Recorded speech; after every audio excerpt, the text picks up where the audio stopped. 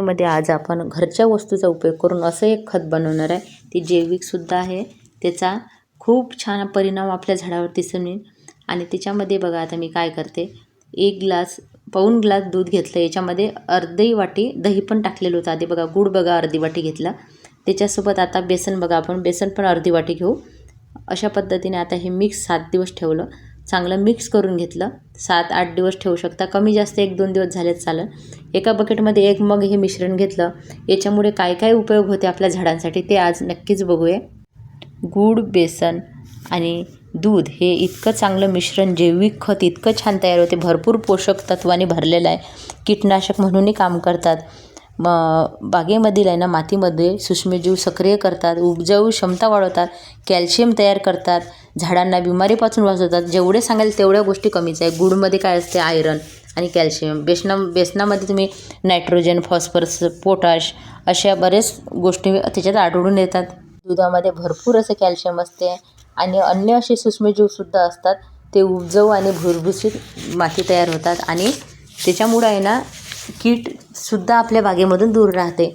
अशा ऑर्गॅनिक खताचा उपयोग मी वारंवार माझ्या बागेमध्ये करते आणि माझ्या बागेतील मातीची क्षमता वाढते, उपजाऊ माती तयार होते, मातीची गुणवत्ता वाढते, सूक्ष्मजीव भरपूर प्रमाणात तयार होतात. आणि हे सर्व खत मी घरच्या घरी तयार करून बागेमध्ये देत असते. तुम्ही रिझल्ट बघतच असा. सगळ्या झाडांना फळं, फुलं सगळंच माझ्या बागेमध्ये भरभरून येत आहे. हळूहळू जसं आपण हे काम करत जातो ना, तशी मातीची गुणवत्ता खूप जास्त वाढते. आणि केमिकलचा वापर मी बिलकुलच माझ्या बागेमध्ये केलेला नाही आहे. त्याच्यामध्ये माझ्या बागेमध्ये आजकाल आता कीड लागण्याचं प्रमाणसुद्धा कमी झालेलं आहे. ते कसं सांगते, कारण आजूबाजूचं जे वातावरण तसं तयार होते. जेव्हा शत्रुकीड माझ्या बागेमध्ये येते तेव्हा मित्रकीडसुद्धा तयार होते. कारण पहिले मी काय करायचे, खूप असे नीम ऑइल वगैरे हे ते पण स्प्रे करायचे. पण आता काय करते मी, दिसलं ना तर ते काढून घेते किंवा पाण्यानं स्वच्छ धुवून घेते आणि थोडीफार राहिली तर मग मित्रकीड तयार होतेच. आणि बागेमध्ये बघा खूप सुंदर उन्हाळ्यात आहे, तुम्ही हे पण फुलं लावू शकता, भरपूर येतात. आज बऱ्याच बागेमध्ये कामं झाली आहे. सगळ्या झाडांना मी खत दिलं आहे, पण प्रत्येक झाडाचा व्हिडिओ काढायला शक्य झाला नाही. म्हणून मी तुम्हाला असं दाखवत आहे की माझ्या सर्व झाडांना हे खत देऊन झालेलं आहे. आणि सगळे झाडं एकदम खुश झालेले आहे असे जैविक आणि चांगलं खत मिळून. तुम्ही बघा प्रत्येक झाड असं खुश दिसत आहे. आणि अशा पद्धतीने बागेमध्ये वारंवार ऑर्गॅनिक खताचा वापर केल्यामुळे बागेमधली मातीची गुणवत्ता वाढत जाते. जशी केमिकल वापरल्यामुळे गुणवत्ता कमी होत जाते, माती खराब होत जाते, मातीचं पोत खराब होते, तसंच ऑर्गॅनिकमध्ये वाढत जाते. बघा आपल्या गावरानी गुलाबावर भरपूर फुलं आले आणि कलांचू तर इतका बहरला, अजून बहरतच आहे. सुरुवातीला मलाही असं वाटायचं आता कोणाचे व्हिडिओ बघितले तर हे टाका ते टाका, त्यानं फुलं येतील. पण आता समजलं की हळूहळू जेव्हा आपण ऑर्गॅनिक पद्धतीने बागकाम करतो ना, ते एक तयार व्हायला वेळ लागते. ऑर्गॅनिक जे वातावरण होते आजूबाजूचे आपल्या प्लांटच्या, त्याला वेळ लागते. पण ते एकदा तयार झालं ना तर आपले झाडं एकदम खुश राहतात. आणि बघा तुम्ही बघू शकता प्रत्येक झाडावर भरपूर फुलं आलेले आहे. हे फक्त ऑर्गॅनिक खताचा परिणाम आहे. मी नेहमी माझ्या व्हिडिओमध्ये दाखवते, मी हे खत दिलं ते दिलं, फक्त ऑर्गॅनिक देते, बाकी काहीच देत नाही.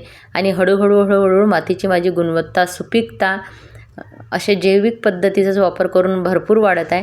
आणि याचा आनंद मला खरंच होत आहे. कारण मी ठरवलंच होतं, कधी तर वालाचा वेल वगैरे असला ना त्याच्यावर खूप कीड यायची, पण मी काय करायची, तो वेल डायरेक्ट काढून टाकला मी.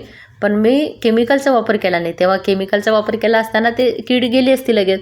पण मला ते वातावरणच तसं करायचं होतं माझ्या बागेमध्ये, फक्त ऑर्गॅनिकच वातावरण तयार करायचं होतं. कारण मी आता एक लिलीचा बल्ब काही दिवसांत तुम्हाला फुल दाखवणारच आहे. त्याच्यामध्ये मला कीड दिसली थोडीशी, पण त्याच्यावर मित्रकीड इतकी छान खात होते ना ते, त्याच्यामुळं त्याच्यावर पूर्ण कीड नाहीशी झाली. आणि हे हळूहळू होते.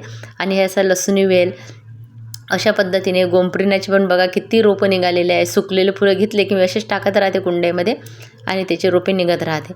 ह्या सर्व झाडांना आज मी खत दिलं. काही झाडांना राहून गेलं, कारण मग ते नंतरच्या बॅचमध्ये दिल्या जाते. कारण इतके झाडं वाढले ना, हळूहळू द्यायलासुद्धा असं खत द्यायला वेळ लागतो.